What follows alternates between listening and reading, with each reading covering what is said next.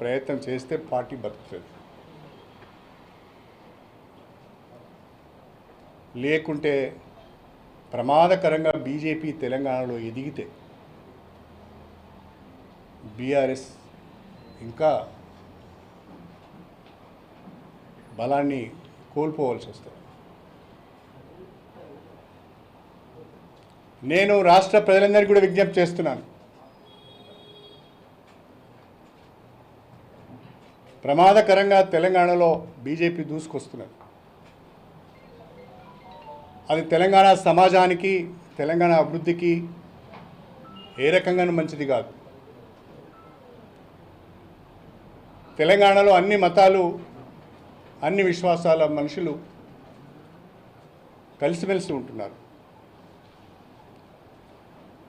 లేని కుల వ్యవస్థ మళ్ళీ వస్తుంది, మతోన్మాదం పెరిగిపోతుంది.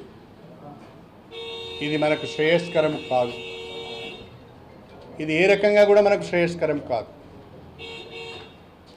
నేను మందకృష్ణను కోరుతున్నా,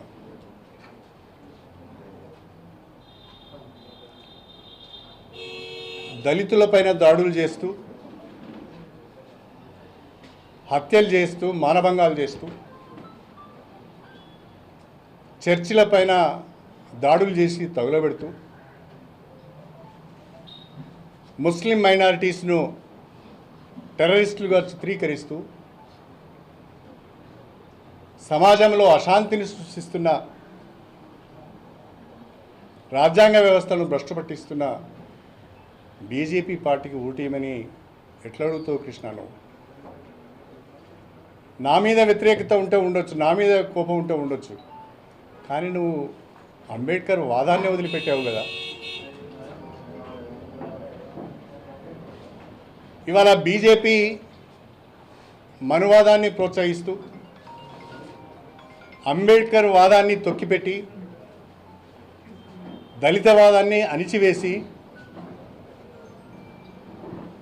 రిజర్వేషన్లు ఎత్తివేసి మళ్ళీ ఆగం చేయాలని చూస్తూ ఉంటే ఏదో కేటగరైజేషన్ చేస్తానని నరేంద్ర మోడీ ఒప్పుకున్నాడు కాబట్టి పోతున్నా అని మాట్లాడుతున్నావు. ఎందుకు చేయలే 10 ఏళ్ళ నుంచి? నిజంగా భారతీయ జనతా పార్టీకి మన మీద ప్రేమ ఉంటే ఎందుకు చేయలే? చేయాలని ముందుకు వచ్చిన ఒక ఆర్డినెన్స్ ద్వారా ఎందుకు చేయలేకపోయాడు?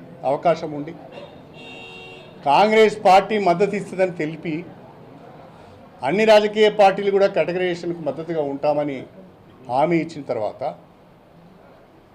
ఆర్డినెన్స్ ద్వారా మీరు దాన్ని అమలు చేయవచ్చు కదా, ఎందుకు చేయలేదు? ఇది ఒక ఎన్నికల నినాదం మాత్రమే. కృష్ణ కర్ణాటకకు పోయాడు, బీజేపీకి సపోర్ట్ చేయమన్నాడు. తెలంగాణ ఎన్నికల్లో తిరిగిండు, బీజేపీకి ఓట్లు వేయమన్నాడు. ఇప్పుడు మళ్ళా లోక్సభ ఎన్నికల్లో బీజేపీకి ఓటు వేయమంటున్నాడు. ఇది ఒక సామాజిక ఉద్యమకారునిగా, దళితవాదాన్ని వినిపించే వ్యక్తిగా, ఇంకా నేను నమ్ముతున్నాను, నేను దళితవాదాన్ని వినిపించే వ్యక్తిగా నీ నినాదము, నీ విధానము సరైనది కాదు అనేది నా అభిప్రాయం. కృష్ణ, దయచేసి ఆలోచించుకో. నా మీద నువ్వు ఎన్ని వ్యక్తిగత విమర్శలు చేసినా ఇబ్బంది ఏం లేదు, కానీ దళిత సమాజానికే నష్టం జరిగే నిర్ణయాన్ని నువ్వు తీసుకుంటున్నావు. రాబోయే రోజులలో దళిత సమాజం నిన్ను క్షమించదు, ఆ విషయాన్ని మర్చిపోవద్దు.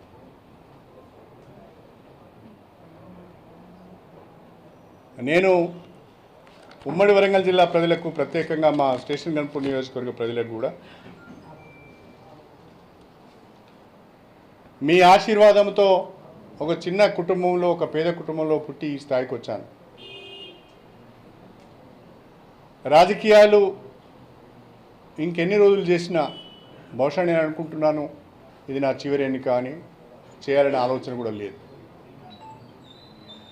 ఇంకెన్ని రోజులు రాజకీయాల్లో ఉన్నా